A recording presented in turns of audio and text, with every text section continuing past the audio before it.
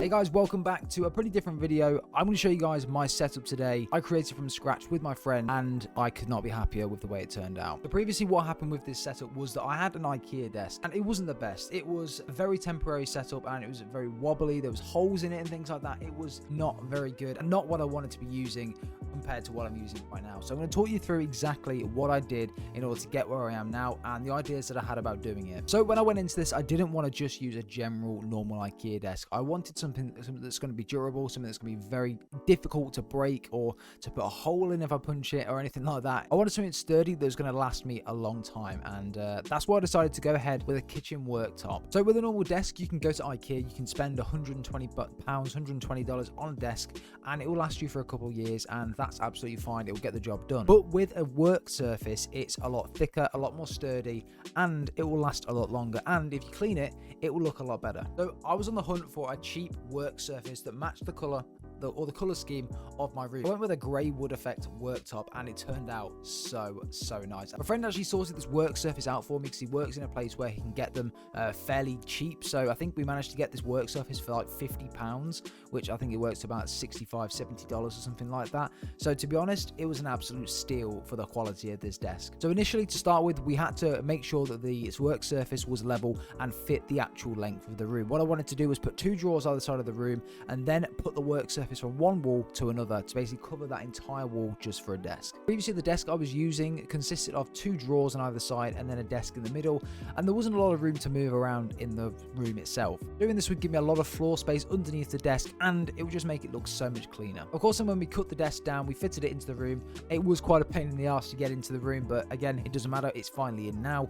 And then once that was done, we would fix the drawers underneath the desk in place on top of the desk just to make sure they weren't going anywhere. The next task was then to fit the legs of the desk. Obviously, you want to put the drawers on either side so you've got support for the desk, but also in the middle, I want to make sure the work surface doesn't bow in the middle with the weight of the monitors and things like that. So we put 2 legs underneath as well, just to be sure. Once this was done, it was all about cable management, getting everything into the room, everything on the desk that we needed to, making it look as good as possible. And I think we did that with the space we had. Of course, we've got the PC on the right hand side, which looks so good on a little bit of a slant. Showcases when you walk into the room, and it really shows off the colors of the RGB and the fans and things like that.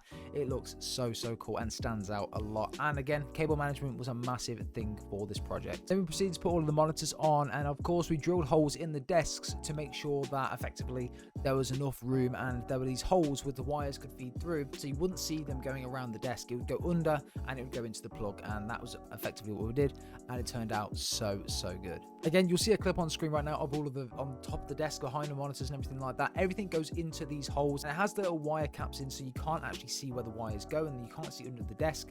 It looks so clean. Then I started to add all of my additional accessories such as my mouse, keyboard, my microphone arm, things like that, what you're seeing right now, and it all come together very well. And again, this is the final product. It looks so good. And again, you might have seen it from the videos that I typically do anyway, but behind me I've got a big sort of 2 shelves with LEDs around, and on there is all my memorabilia and cool things I like to collect and show off in videos and things like that in the background, and all of that has pretty much stayed the same.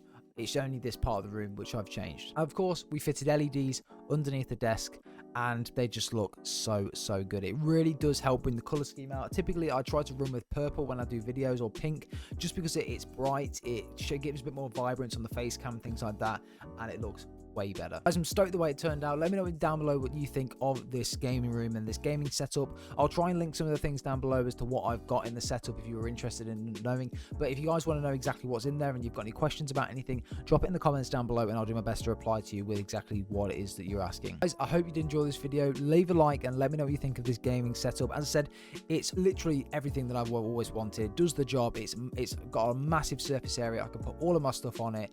I can do whatever I want to in my room now. I've got this massive space in the middle, and to be honest, I couldn't ask for a better setup. I've got to thank Callum, one of my best friends, for helping me do this and taking the time out of his day to help me make this setup possible. And bro, I couldn't have done it without you, so thank you very much. But guys, without further ado, we'll see you in the next video. Thanks for watching, guys.